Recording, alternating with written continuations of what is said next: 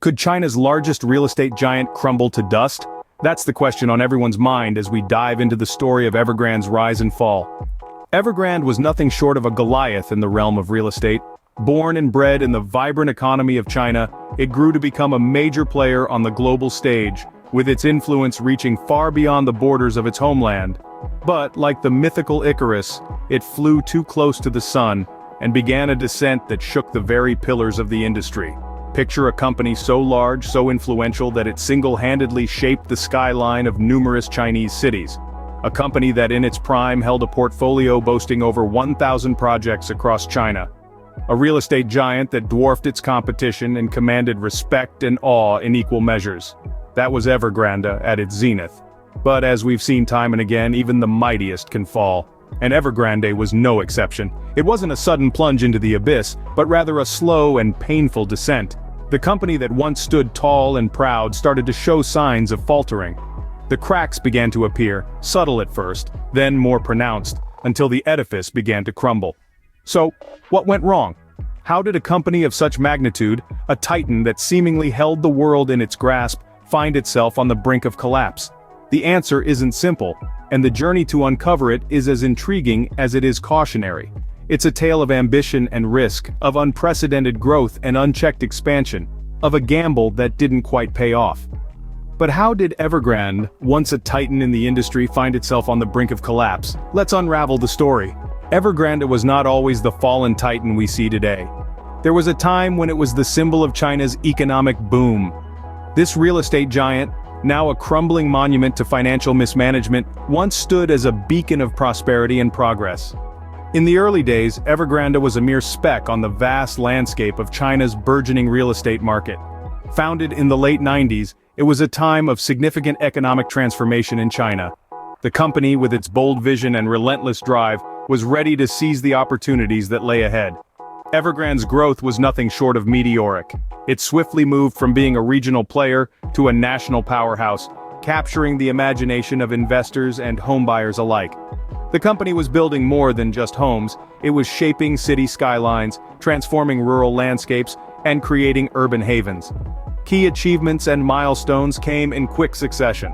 By the mid-2000s, Evergrande had expanded beyond its base in Guangzhou, marking its presence in over 200 cities across China.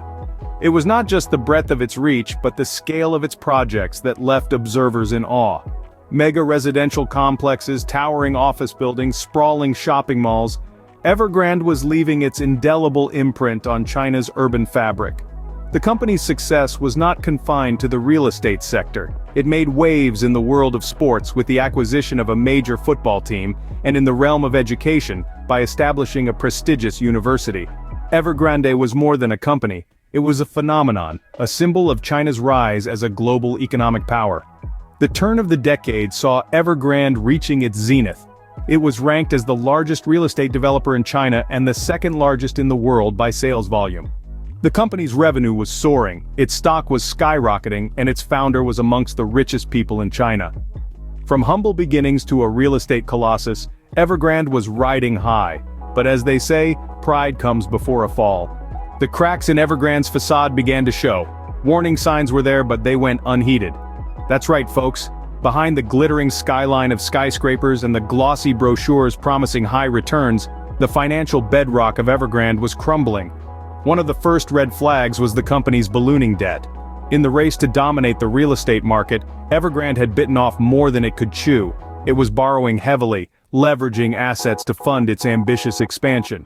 In the process, it was piling up liabilities to a staggering extent. But debt, as we all know, is a double-edged sword. On one hand, it fuels growth. On the other, it can lead to a financial crisis when it becomes unmanageable. And for Evergrande, it was becoming increasingly clear that the debt was spiraling out of control. The company's financial woes didn't stop at debt. Its business model, too, was fraught with problems. Evergrande's strategy of selling properties before they were even built, a practice known as pre-selling, was a risky gamble.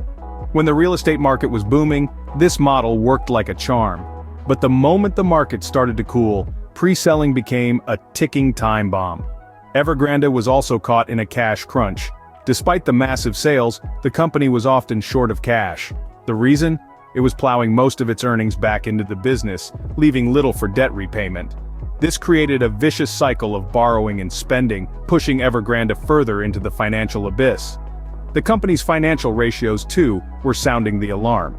Evergrande's debt-to-equity ratio, a key indicator of financial health, was heading north. The higher this ratio, the more a company relies on borrowed money to finance its activities, and for Evergrande, this ratio was dangerously high. The alarm bells were ringing, but Evergrande was too caught up in the dance of expansion to listen.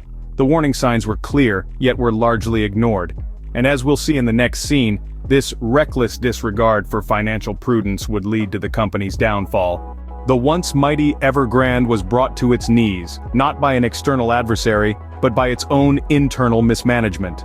The downfall of Evergrande, once the crowning jewel of China's real estate sector, was a chilling spectacle. The giant that once seemed invincible started to wobble, and then fell. But what led to this dramatic downfall? The seeds of Evergrande's undoing were sown by its own financial mismanagement and escalating debt. Evergrande's business model relied heavily on pre-sales of its properties. This meant that it collected money from buyers before the buildings were even constructed. While this worked well when the real estate market was booming, it was a risky strategy. When the market cooled, the company found itself with a slew of unfinished projects and a mountain of debt. The company's debt, which had been piling up over the years, eventually became insurmountable. By the time of its fall, Evergrande owed a staggering $300 billion to its creditors. The company's management, rather than addressing this debt head-on, chose to ignore the problem, hoping that things would somehow turn around. This gross mismanagement only served to hasten Evergrande's fall. As the company's financial woes came to light, investors began to pull their money out. Confidence in Evergrande plummeted, and with it, the company's stock price. The once mighty titan of the real estate industry was now a shadow of its former self, teetering on the brink of bankruptcy. In the end, it wasn't a rival company or a market crash that brought down Evergrande. It was the company's own reckless financial decisions and refusal to acknowledge the reality of its situation. Evergrande's downfall was a self-inflicted wound, a result of its own hubris and mismanagement. Evergrande's fall from grace was a spectacle watched by the world, a stark reminder of the perils of overreach. Evergrande's downfall has sent shockwaves through the global economy. But what does this mean for China and the world? In the grand scheme of things, Evergrande's collapse has the potential to create a ripple effect that could shake the very foundations of the global economy. Starting at home, the Chinese domestic economy is facing a significant blow. Evergrande was not just a real estate giant, it was a flag bearer of China's economic prowess. With its collapse, the confidence in the Chinese economy could take a hit, leading to slower growth rates and potential deflation. But the tremors don't stop at China's borders. The world has been watching and learning from China's economic miracle. Evergrande's downfall could potentially undermine the faith in China's growth model, causing global investors to rethink their strategies. This could lead to capital flight from emerging markets, destabilizing the global financial system. Turning to the real estate market, Evergrande's fall is likely to have a chilling effect. It might force a re-evaluation of lending practices and risk assessment. In China, where real estate is a significant part of the economy, the impact could be particularly severe, leading to a slowdown in construction and a potential housing market crash. The implications for the global real estate market are also significant. Evergrande was a major player, and its downfall could lead to a reassessment of risk in the property sector worldwide. This could result in tighter lending standards and potentially slower growth in property markets globally. In the end, the story of Evergrande serves as a stark reminder that no matter how big or powerful, no entity is immune to the fundamental principles of economics. It's a cautionary tale for giants who think they're too big to fall. As the dust settles, the world watches and learns. The story of Evergrande is not just about one company's downfall, it's about the changing landscape of global economics and the lessons we must learn to navigate it.